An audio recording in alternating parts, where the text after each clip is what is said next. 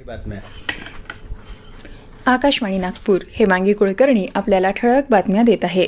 लोकसभा निवडणुकीच्या चौथ्या टप्प्याचा प्रचार आज संध्याकाळी संपला। त्यामुळे सर्वच राजकीय पक्षांच्या प्रचारानं आज जोर धरला होता। या टप्प्यात राज्यातल्या औरंगाबाद, जालना, बीड, नंदुरबार, जळगाव, रावेर, मावळ, पुणे, शिरूर, अहमदनगर आणि शिर्डी या मतदारसंघांमध्ये सोमवारी 13 मे रोजी मतदान होणार आहे। या टप्प्यात रिंगणात असलेल्या महत्त्वाच्या उमेदवारांमध्ये केंद्रीय राज्यमंत्री रावसाहेब दानवे, राज्य सरकारमधले मंत्री संदीपान भुमरे, पंकजा मुंडे, चंद्रकांत खैरे, मुरलीधर मोहोळ, रवींद्र धंगेकर, वसंत मोरे यांच्यासह विद्यमान खासदार हिना गावित, रक्षा खडसे, इम्तियाज जलील, अमोल कोल्हे, श्रीरंग बारणे, सुजय विखे पाटील, सदाशिव लोखंडे यांच्यासारखे अनेक उमेदवार रिंगणात आहे।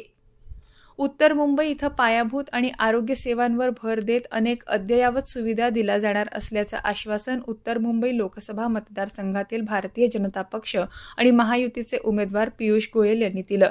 कांदिवलीमधल्या गौतमनगर इथून जन आशीर्वाद रथयात्रा सुरू झालेल्या नमो यात्रेला ते सहभागी झाले होते। यावेळी जो राम को लाए हम उनको लाएंगे असा फलक पाहायला मिळाले। भारत राष्ट्र समितीचे प्रमुख के चंद्रशेखर राव यांच्याविषयी असंसदीय भाषा वापरल्याप्रकरणी मुख्य निवडणूक अधिकारी विकास राज यांनी तेलंगणाचे मुख्यमंत्री रेवंत रेड्डी यांच्याकडून स्पष्टीकरण मागितलंय। भारत राष्ट्र समितीने या प्रकरणी आचारसंहिता भंग झाल्याची तक्रार केली होती। भाजपा नेत्या नवनीत राणा यांच्या विरोधात तेलंगणामध्ये आचारसंहिता भंगाची तक्रार झाली आहे। शादनगर भागात प्रचारादरम्यान राणा यांनी काँग्रेस विरोधात काही वक्तव्य केली होती। पंढरपूर इथल्या गुरुजीवारबुवा राशीनकर फडाचे मालक हरिभक्त पारायण अप्पासाहेब महाराज राशीनकर यांचं काल निधन झालं। ते 78 वर्षांचे होते।